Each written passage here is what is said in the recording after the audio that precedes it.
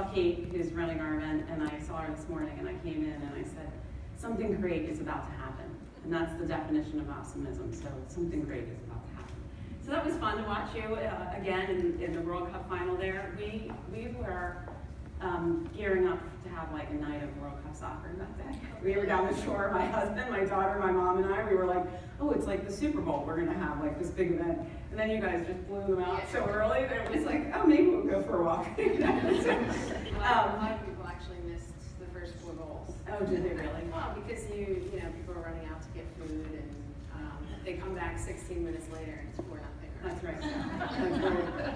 I heard multiple stories about that. I bet you did. Yeah. I bet you did. I heard you had a recent injury. How are you feeling? Good. Slowly getting there. It's an MCL sprain, so it's just the inside part of your knee. But I like challenges. I like obstacles, and I think this is just another little bump in the road that's gonna make me come back even stronger and better. And I can't remember the last time I had 2 weeks completely off, because that's how long I've been injured so far, without physical activity. So my body and mind are getting a good rest, and I'll be ready to go, rejuvenated, and ready to capture that gold this summer. That's awesome. That's awesome. We're going to do like a fast 5, quick round of questions to get us talking and get to know you a little bit better. So, before you're going in for a big game, what's the music that you're playing on your iPod or your phone right now to get you pumped up? Just whatever's the latest and greatest, but I like Coldplay, I like Beyonce, Ellie Goulding. Just really depends. I don't have a set thing that I listen to. Good.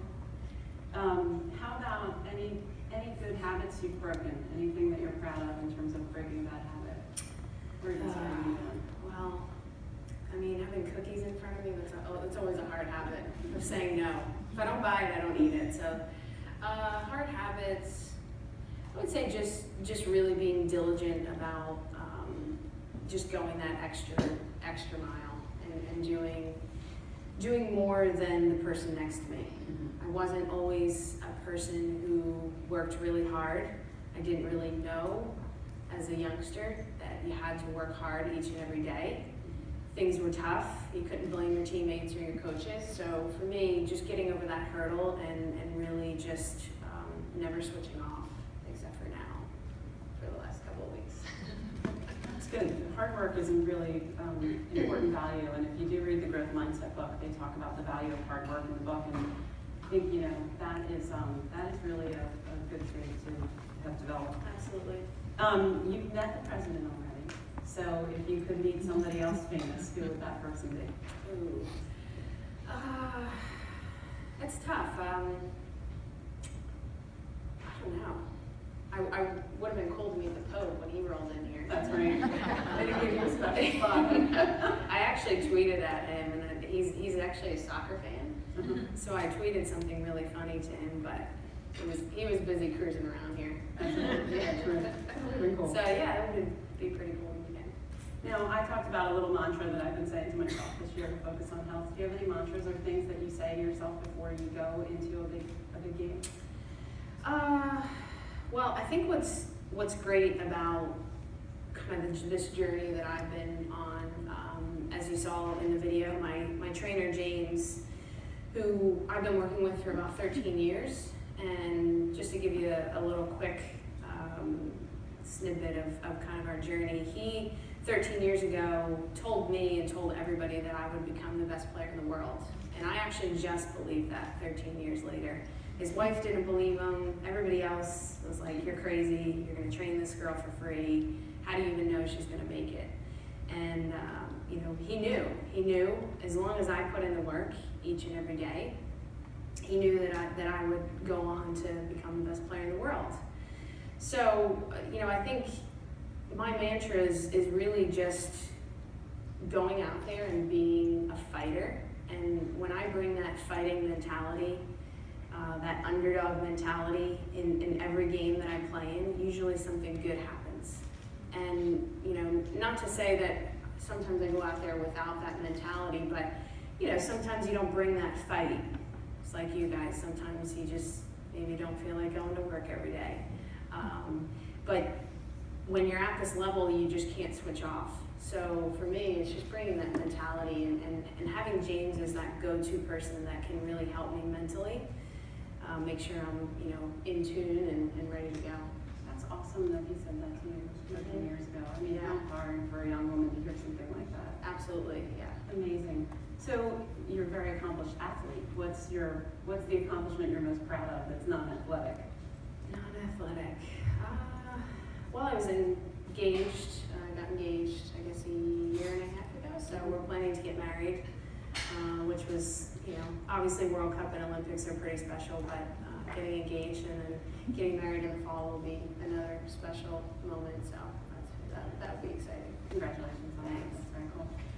So we've been talking about growth mindset, and that's part of changing the culture at Microsoft and bringing about a new culture. It requires us to bring our best every day, like you just said.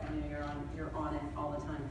Are there habits that you do every day that help you bring your best every day, that help you get into that mentality? Yeah, I always like to say, I try to be better than I was yesterday.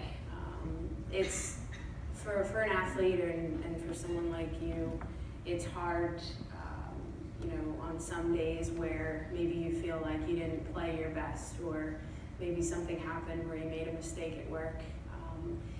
You can't dwell on that too long, because you're going to continue to just keep going down and down and down. And so for me, there's days where I have bad practices or bad games, or it's not up to the level that I would like to be at. And you just have to let it go. You have to let it roll off your shoulders.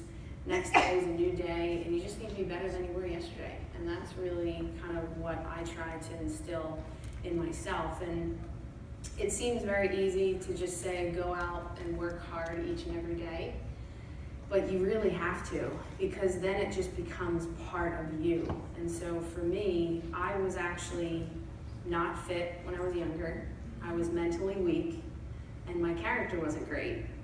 And now when everybody talks about me and everybody can relate to me, those are my three biggest strengths. So I turned my weaknesses into strengths. And when you just continue to go out each and every day and work on those weaknesses, you become confident and you become better. And that's really what I've been doing along this journey. That's really cool. I mean, it's amazing to hear somebody of your caliber talk about not having those qualities, because I think, and this is why you're such a great speaker. If you read The Growth Mindset, people believe like athleticism is a natural ability and that it can't be developed. And I can't believe that you just told us that you developed those three strengths. It's pretty amazing. Yeah. You said in a CNN interview that the mind is everything, and that you have a visualization strategy for the games. Can you talk to us a little bit about what that is? Well, visualization, I would say, came into my career in 2012. What had happened 2012 was we were in London for the Olympics. But prior to that, I had gotten benched and basically lost my starting spot. And what I just touched on before about really giving it your all every single day, you just can't ever take your foot off the pedal, because at any moment someone can come in and just take your spot. So for whatever reason, that happened, and I had one bad game. We played over here in Philly, and that was it. Lost my spot. So when I got over to London, James, has been helping me all along, and he knew about the visualizing technique. And throughout the course of our journey, I've had to learn on my own. I've had to figure out that eating healthy is beneficial. I had to figure out that I need to run and do a lot extra than everybody else because I'm not naturally fit. And then when the visualization came into play, I had to embrace it, and now I do it ever since. So I got over to London, and I was not going to be starting. I was devastated. It was the worst thing in my life. I thought my career was over. But I had to be ready, and I either had a choice of pouting and blaming the coach, or I could embrace it, and when my chance came, be ready to seize the moment. And so the night before our first game was against France, I actually visualized that we were down 2-0. Not that I wanted our team to go down, but I wanted to come on and kind of be the hero. And I visualized coming on and scoring the winning goal. 16 minutes into that game, the player gets hurt. I immediately had to go right on the field, and I never left the field after that moment. And I scored the winning goal in that first game to make it 3-2. We ended up winning 4-2. We did go down 2-0. So ever since then, I'm like, this really works. I need to keep doing this. So that's pretty much what I do. And I just sit in my bed, and I either stare at the ceiling or stare at a wall, or I go on a walk, I listen to my music, and I just think of different scenarios that may come up in the game. I think about the underdog mentality, the fighting mentality. I don't think about negative thoughts. I don't think about making mistakes. Everything's positive. I think about winning head balls, shooting. And then when you get to the game, your mind is ready, your body's ready, and really the mind is what really takes you to places that you never think are imaginable. That's amazing. I was sitting there thinking while you were talking about they're going to have to do a 30 or 30 about you. So that's really cool. Like, I love the highlight reel, by the way. Do you have 30 on 30 that you like? No, but I've watched a lot. I've watched the E60s, the 30 for 30s. Yeah, it'd be pretty cool. I do have a book coming out, so maybe after the book, people will. Let's tell us when the book is coming out. It is going to be out in the fall. Okay. I'm not sure exactly when yet, but do you have a title, or do you need a little help? Yeah, the title is chosen. Yeah, the title's chosen. Yeah. Okay. So maybe after that, a 30 for 30, people will. Good. I had mentioned we work with Dr. Gervais at Microsoft on some high-performance cultural training and their behaviors in that. One of them I mentioned to you was optimism. Another one that we focus on is the science of recovery. And athletes focus on the science of recovery. And in the science of recovery, you focus on moving well, so getting your exercise in each week, staying hydrated, eating and drinking healthy, and drinking specifically 40 ounces before 4 p.m. every day. Sleeping and positive thinking. So you talked about positive thinking. Can you talk to us about maybe some of the other recovery habits that you have in your life, and how you create good habits through that, and how you recover that way? Yeah, recovery is huge. I think it's one of the biggest things that is going to allow my career to be very long, as well as the type of training that I do. But I've seen a lot of players who don't take it very seriously, end up getting injured, and really have a short shelf life. So when I started out with James, he introduced the water, that it's so important to drink water, to be hydrated, to really just, it cleanses your skin, it replenishes your muscles, it doesn't allow you to cramp up during games. Stretching is another big thing. I think, people are doing yoga. I think it's just good for the mind and the soul.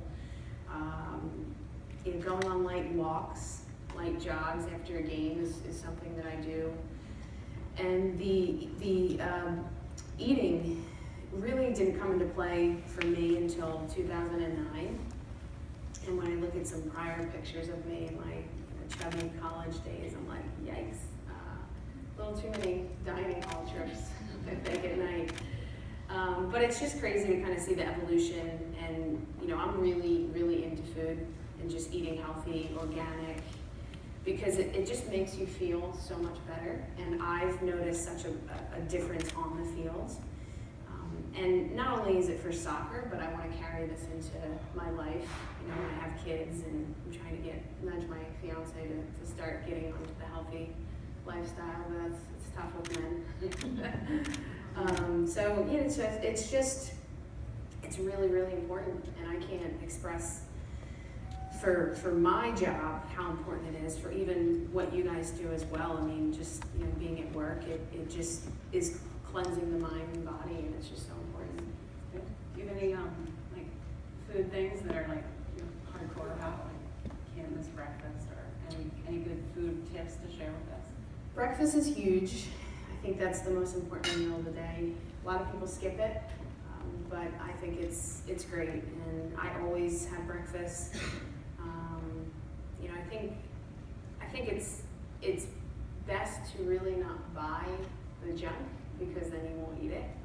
I know if it's in front of me, it's very hard to not grab right in front of you. So, but just trying to be healthy and eat well.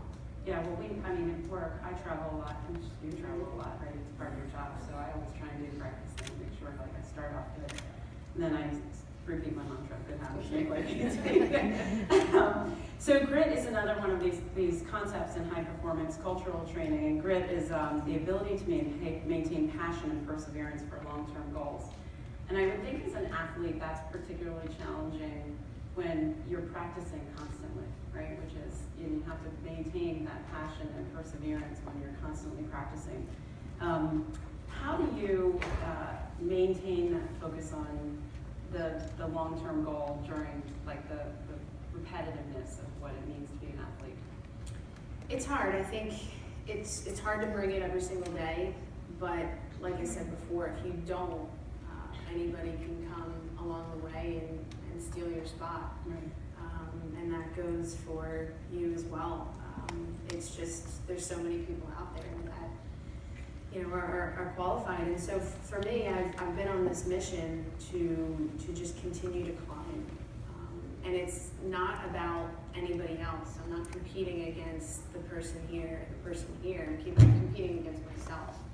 And I think that's what a lot of people fail to do is that you focus on other people, and that takes away from focusing on yourself. So I go out every single day, every single training session, and I just try to get better each and every day.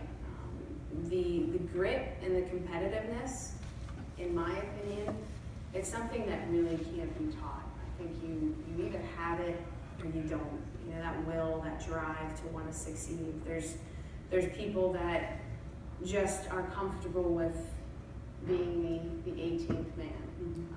I'm not comfortable with that. If I'm not the best, then I'm not doing my job. And that's just the grit and determination that I have. Anything that I do, I'm competitive, whether it's playing indoor soccer with my fiance. If he's in my way, you better look out. So it's just really a part of me. And I think when you have a long-term goal, it doesn't take a week to get there or a month. Sometimes, like me, it takes 13 years to finally get there. There's a lot of bumps along the road. There's a lot of obstacles.